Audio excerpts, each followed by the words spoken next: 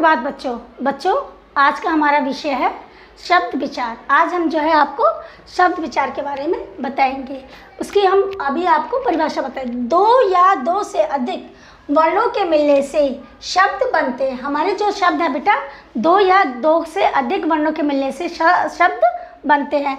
जैसे संतरा, चिड़िया, पेड़ आदि।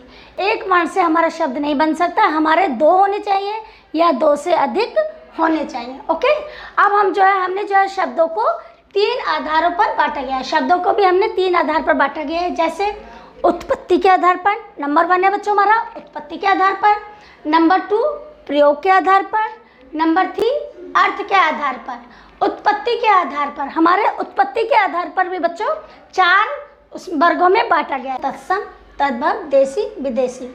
अब इनके बारे में हम संक्षेप रूप में पढ़ेंगे। अब हम इनको आपको संक्षेप में बताते हैं। तत्सम शब्द, ये शब्द संस्कृत भाषा से लिए गए हैं और हिंदी में जो के त्यों बोले जाते हैं। जैसे अश्रु, कर्ण, अग्नि, स्वर्ण आदि। ये बच्चों हमारे संस्कृत भाषा से लिए गए थे। हिंदी में भी ये ऐसे के ऐसे ही बोले जाते हैं। तो वो हमारे शब्द क्या कहलाते हैं? वो हमारे शब्द तत्सम शब्द कहलाते हैं। अब है हमारा तद्भव। तद्भव क्या होते हैं? ये शब्द संस्कृत भाषा से ही लिए गए। ये शब्द भी हमारे क्या है बच्चों? संस्कृत भाषा से लिए गए, लेकिन हिंदी में इनका प्रयोग करने पर इनका रूप परिवर्तित हो जाता है। जैसे अब यहाँ पे हमने क्या बोला था? अश्रु। अश्रु का यहाँ पे क्या हो गया हमारा? आंसू। यहाँ पे हमने लिखा था कर्ण। कर्ण का क्या हो गया बच्चों हमारा? कान। अग्नि यहाँ पर लिखा है तो हमारे यहाँ पे क्या हो गया? आग। स्वर्ण का है तो स्वर्ण का क्या हो गया हमारा? सोना। तो इसका क्या हुआ? संस्कृत भाषा से हिंदी में इसका रूप परिवर्तित हो गया है। अब है हमारे देशी शब्द। देशी शब्द वो होते हैं जो शब्द देशी भाषा से ले गए हों, वे देशी शब्द कहलाते हैं। जैसे लुटिया, पगड़ी, फावड़ा आदि। ये क्या है? हमारे प्रांतीय भाषाओं से लिया गया है। अब है हमारे विदेशी शब्द जो विदेशों से लिया गया है। जैसे अरबी, फारसी, चीनी, अंग्रेजी।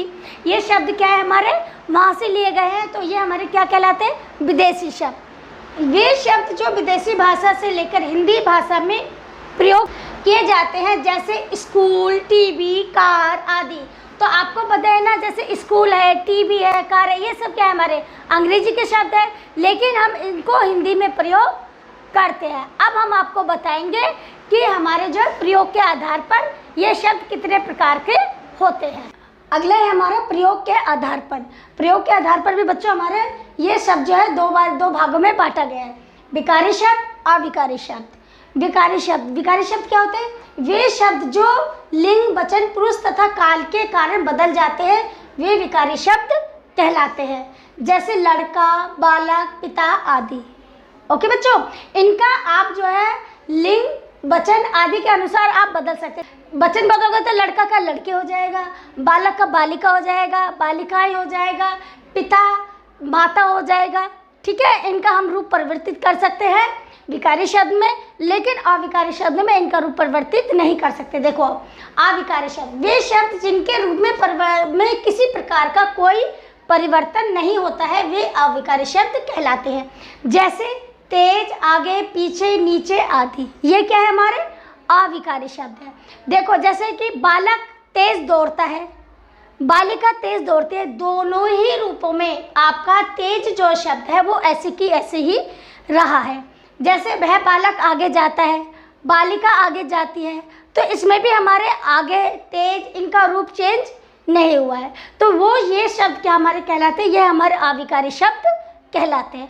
अगर नेक्स्ट है हमारा अर्थ के आधार पर। अर्थ के आधार पर भी ये बच्चों हमने जो है ये दो भागों में बटा हुआ है। जैसे सार्थक शब्द और निरर्थक शब्द।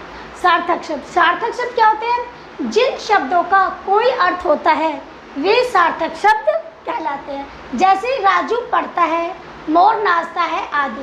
अब आपको इसका समझ में आ रहा है ना? इसका कोई ना कोई अर्थ तो निकल रहा है ना? आपको पता चल रहा है कि राजू पढ़ रहा है, मोर नाच रहा है, तो इससे हमें पता चल रहा है इस वाक्य में हमारे इन शब्दों से अर्थ निकल रहा है। अब है हमारा निरर्थक शब्द। निरर्थक शब्द क्या होते हैं? जिन शब्दों का कोई अर्थ नहीं होता है वे निरर्थक शब्द कहलाते हैं। जैसे खाना वाना, चाय बाय, पढ़ाई बढ़ाई। अब जैसे खाना तो हमारा शब्द है, लेकिन जो बाना है उसका कोई मतलब नहीं निकलता है। ऐसी चाय तो हमारा शब्द है, लेकिन जो बाय शब्द है, चाय के साथ में बाय जोड़ दिया, इसका कोई मतलब नहीं निकलता। ये ऐसी है, मतलब बिना काम का है, इसका कोई मतलब नहीं निकल रहा है। पढ़ाई बढ़ाई, सोना वोना, इस तरीके से जो हम शब्द एक के साथ दूसरा लगा देते हैं और ऐसे ही बोल देते हैं, वो हमारे निरर्थक शब्द कहलाते हैं। ओके बच्चों, तो अब तो ये आपको शब्द विचार जो है अच्छे से समझ में आ ही गया होगा। धन्यवाद बच्चों।